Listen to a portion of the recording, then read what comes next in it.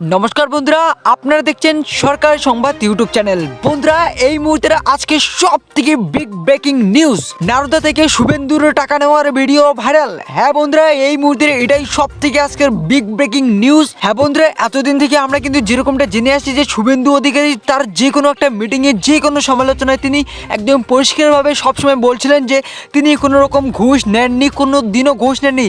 তবে বন্ধুরা, অবশেষে তার এই মিথ্যে কথাটা ফাঁস হয়ে গেল। হ্যাঁ বন্ধুরা, আজ সকালেই তার একটি ভিডিও ভাইরাল হয়ে যায় যেখানে পরিষ্কারভাবে দেখা যাচ্ছে যে শুভেন্দু অধিকারী নারদা থেকে টাকা নিচ্ছে। তো আসুন বন্ধুরা, এবার আমরা সবার প্রথমে দেখে নিচ্ছি যে আমাদের তৃণমূলের একজন নেতা শুভেন্দুর এই ঘুষ নেওয়ার টাকার বিষয়টা এটা কি সত্যি নাকি মিথ্যা, সেই বিষয়ে তিনি কি বললেন। তো আসুন তার মুখে এবার শুনে নেওয়া যাক।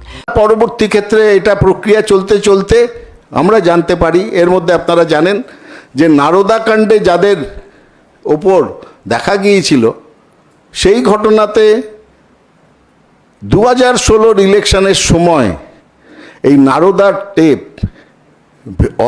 ভিডিও বিজেপি অফিস থেকে যদি প্রকাশ করেছিল তার নাম জয়প্রকাশ মজুমদার, পরপর কয়েকদিন ধরে, এবং সেই টেপগুলো পাঠানো হতো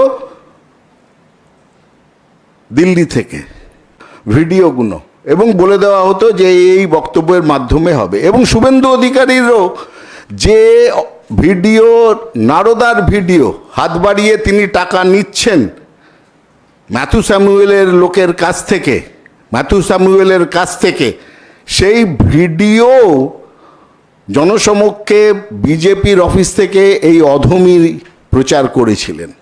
এবং সেদিন যে বক্তব্য রাখতে বলা হয়েছিল, যে ব্রিফিং, তাতে পরিষ্কার যে এই ভদ্রলোক শুধু নারদার থেকে টাকা নন, আপনারা এখনও চেক করলে দেখবেন বলা হয়েছিল ইনি সারদাতেও যুক্ত আছেন। কে বলছে?